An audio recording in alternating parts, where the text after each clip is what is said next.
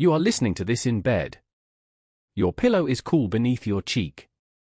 The darkness feels soft and safe. You're ready to drift, but first, let's visit a place that no one remembers Whisper Hollow. Not on any map. Not in any records. Not even in local legend, where ghost towns usually make their home. But the road knows it. There is an old stretch of Route 19 that doesn't show up on GPS. A section where the trees lean too close and your headlights don't seem to reach the end of the pavement. It's easy to miss unless the hollow wants you to find it. And last night, it found you. You were driving back from nowhere important. The highway stretched long and dull, a ribbon of grey in the dark. Your eyes were heavy, the radio low. When you saw the turnoff, you didn't even think, just followed. You didn't notice the sky grow darker or how the trees seemed older here. The air tasted like burnt paper and cold stones. Your tires made no sound on the road. And then, just like that, you arrived.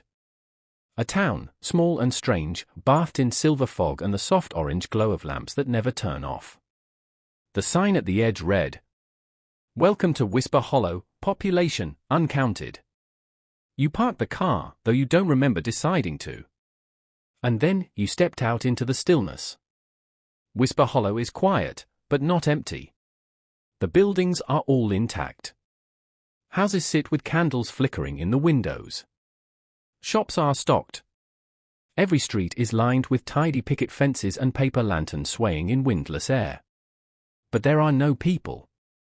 At least, not at first.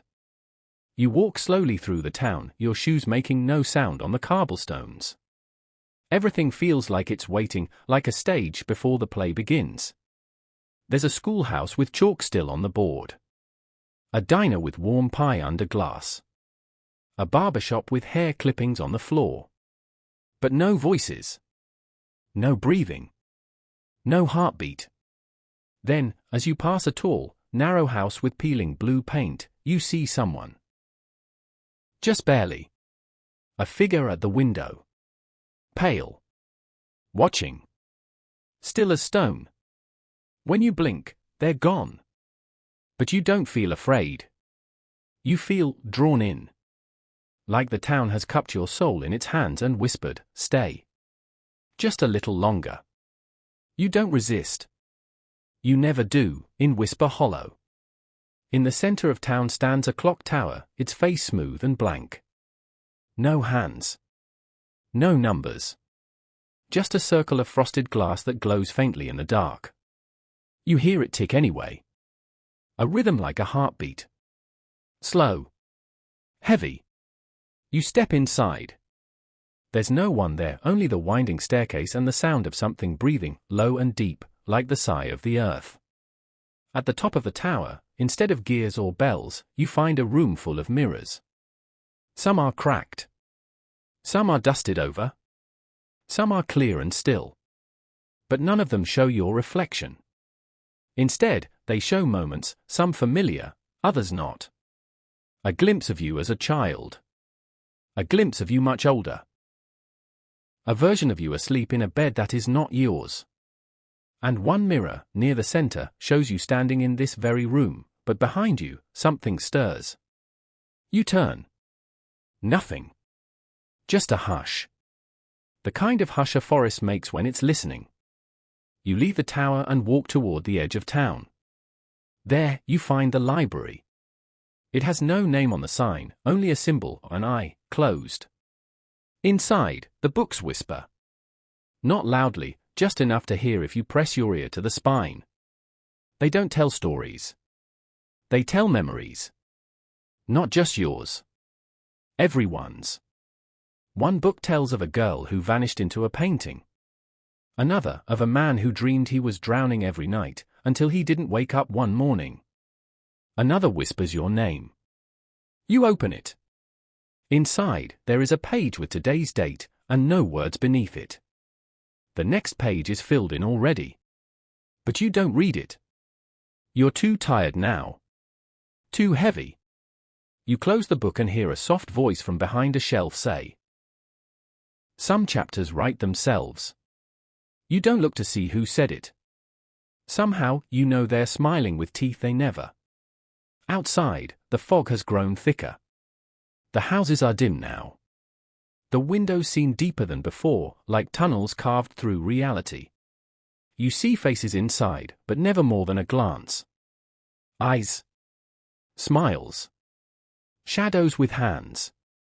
There are no footsteps, but things are walking. They walk between lamplight. Between the folds of air.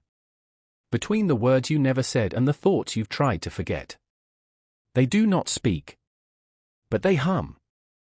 A lullaby you almost remember, sung once to you in a dream that wasn't yours. And they watch. They always watch. But never touch. Not until you ask them to. You're getting tired now. Whisper Hollow knows. The wind turns warm and soft. The lamps flicker gently. And at the end of the lane, there is a house you don't remember walking to. But it feels like home. It's tall, with lace curtains and a swing on the porch. The door is cracked open. A fire crackles inside. The smell of tea and dust and candle wax drifts out. And inside, you find your room. Just like you left it. A bed that fits you perfectly. Sheets cool and clean.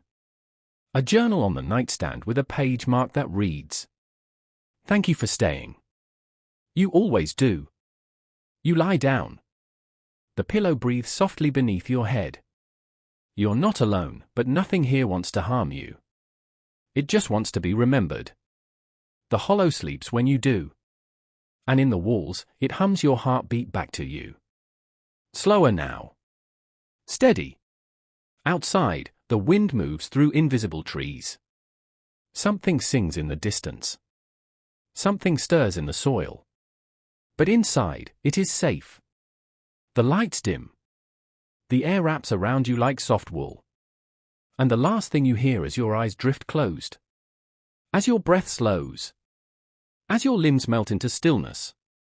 Is a voice, like yours, from some other time, saying, "We never really leave Whisper Hollow.